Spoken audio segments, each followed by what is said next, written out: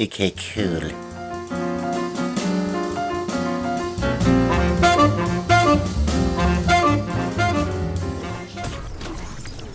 So just days after being treated to some new specialist gameplay, some fans are still vocalizing their issues with things like hit markers and, of course, these now controversial third-person melee takedowns.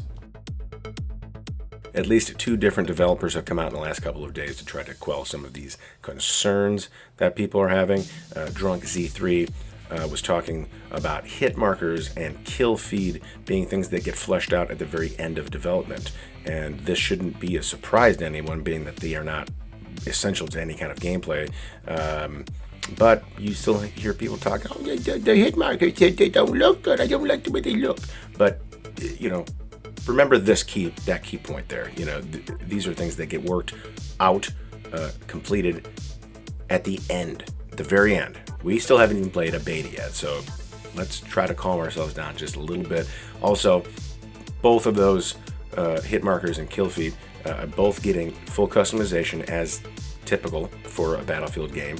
You can change the size, color, and opacity of your hit markers. Again, just as you always have in almost every Battlefield that you can think of. So I wouldn't be too concerned about this just yet. A little more clarification on how sectors within Conquest will work from Kalle Nystrom. If you weren't already sure about this or still had some questions, essentially an objective, a main objective, let's just call it A, can have up to 3 different sectors within it. So there could be A1, A2, A3. It could have as few as 1 as well and just have A1 and that's it. But I do think that this new sector setting will potentially allow for a little more tactical way to play this particular game mode.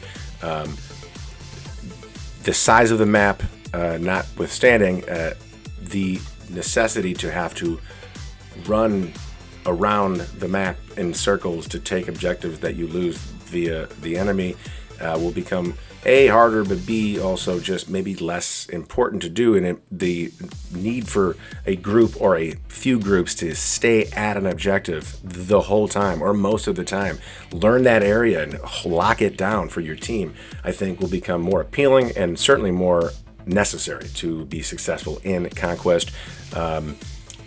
Another content creator that you guys probably know, Lossy, brought this particular thing up, and I thought it was spot on, and I'm very much looking forward to see how this works within the game.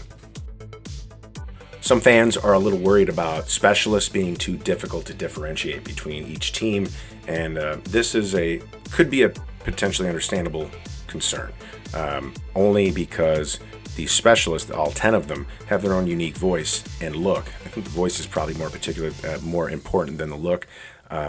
But let's consider this. You've still got tools available to you that you have always had. A mini-map with clearly marked icons for both friendly and squad players, and potentially enemy players on how spotting works.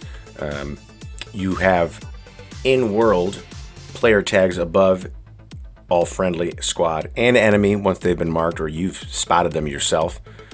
So I don't think the visual part is really any kind of real problem.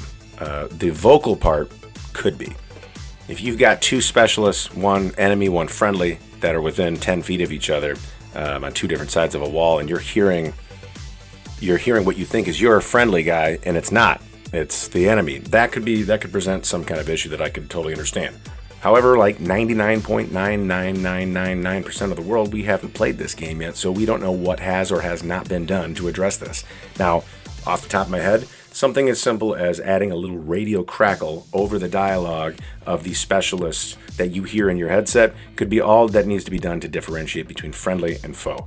If you hear crackle, clearly you're a guy. If you don't hear it, and it's also coming from maybe proximity, that's a bad guy. I think that'd be relatively simple to do, but we'll have to wait and find out. Third-person takedowns. Honestly, I'm not worried about this whatsoever. This is a non-issue completely for me. If it's not for you, I apologize, but this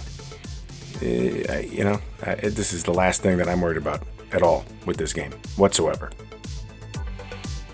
The good news is you only have to wait 18 days for this beta, and we can all try it for ourselves.